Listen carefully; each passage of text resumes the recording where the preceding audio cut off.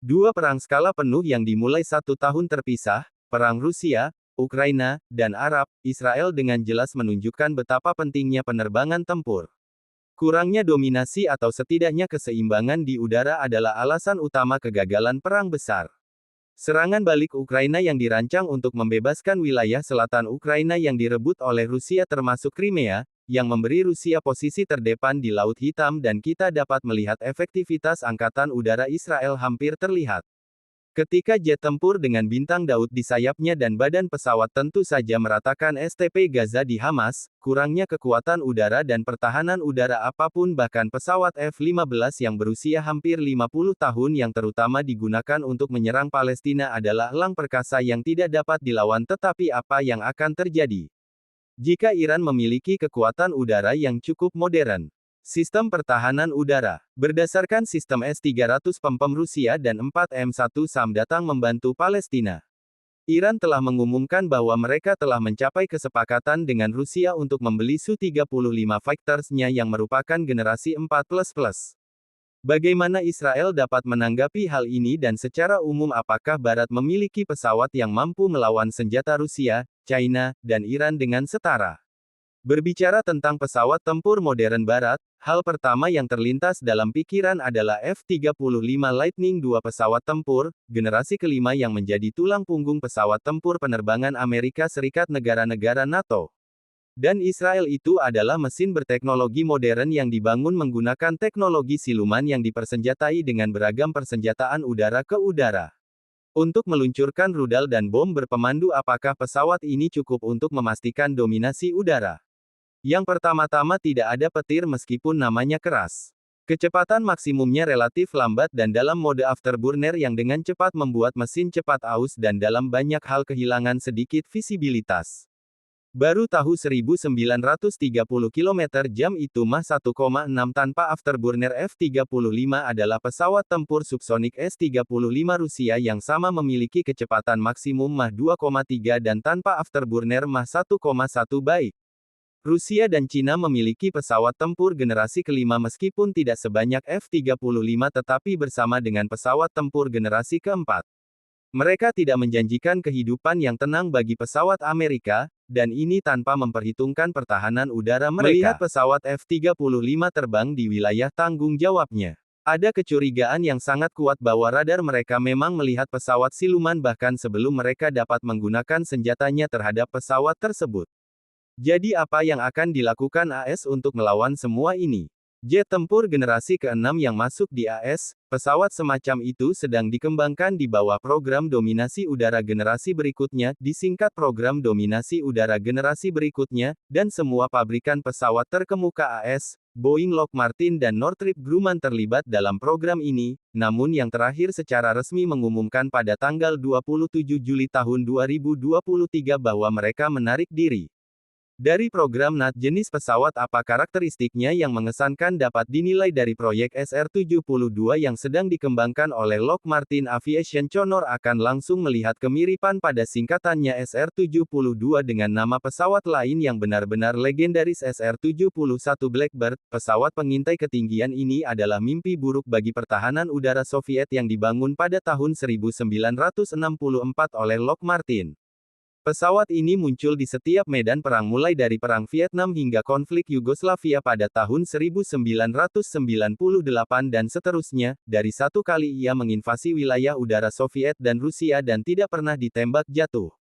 Mesin tersebut mampu bertahan lama di udara pada ketinggian sekitar 24 km dan terbang dengan kecepatan supersonik kecepatan Mach 3.3 ini lebih dari 4.000 km per jam, angka yang fantastis untuk sebuah pesawat terbang. Bahkan di zaman kita dalam sistem pertahanan udara Uni Soviet, SR-71 dianggap sebagai pekerjaan tempur musuh terkuat yang dilakukan terutama terhadapnya.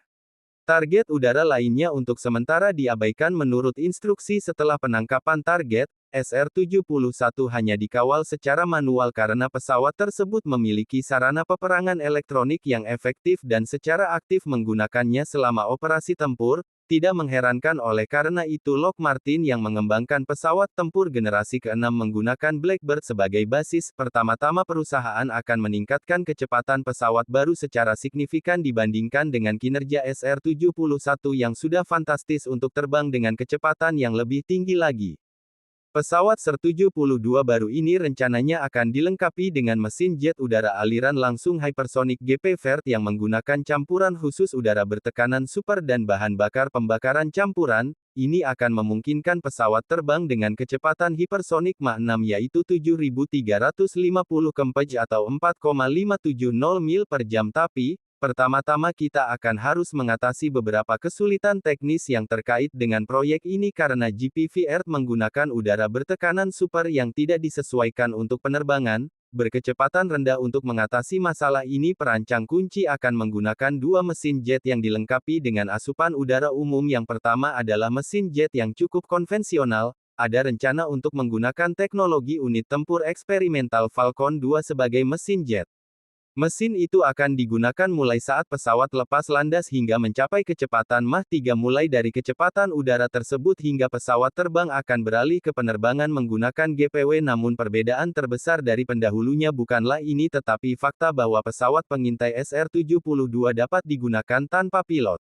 Saat ini dua varian pesawat tersebut dianggap tidak berawak dan pada saat yang sama pesawat tersebut akan mampu membawa satu set senjata ofensif. Ini terutama tentang rudal ringan baru karena ketika diluncurkan dengan kecepatan Mach 6 mereka tidak perlu berakselerasi dan oleh karena itu menimbang isinya. Salah satu tujuan dari pesawat hipersonik SR-72 yang baru akan tidak hanya untuk memberikan informasi intelijen yang diperlukan AS tetapi juga untuk meningkatkan kekuatan militer negara tersebut.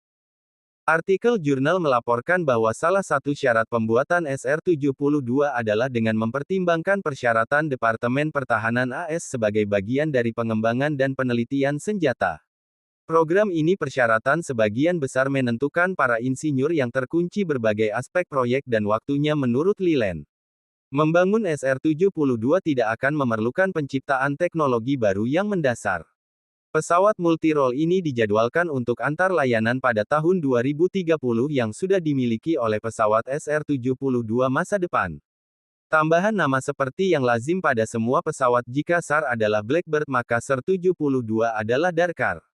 Pada SR-72 Darkstar itulah pahlawan Tom Cruise, Kapten Peter Maverick Mitchell di film Top Gun Maverick berakselerasi hingga kecepatan Mach 10 sekitar 12.250 km per jam atau 7.600 mil per jam. Siapa tahu mungkin SR-72 yang asli bisa menembus Mach 10, ya kita tunggu saja sampai tahun 2030 dan ayo selesaikan video kami dimulai dengan Israel.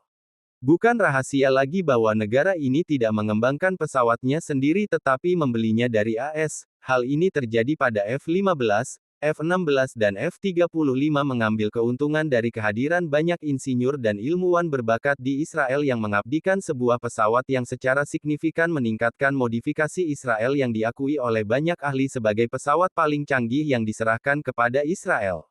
Tak terkecuali F-35 di Israel dimodernisasi menjadi F-35I. Di sana disebut Rusa yang artinya perkasa dalam bahasa Ibrani. Kami yakin cerita yang sama akan terjadi dengan SR-72 akan lebih baik lagi. Dengan catatan optimis itu kami akhiri video kami. Terima kasih untuk menonton. Beritahu kami pendapat Anda tentang apa yang Anda tonton di komentar dan jangan lupa berlangganan saluran kami dan klik loncengnya agar tidak ketinggalan video baru tentang persenjataan modern di channel Dunia Militer. Semoga hari Anda menyenangkan dan sampai jumpa lagi. Terima kasih.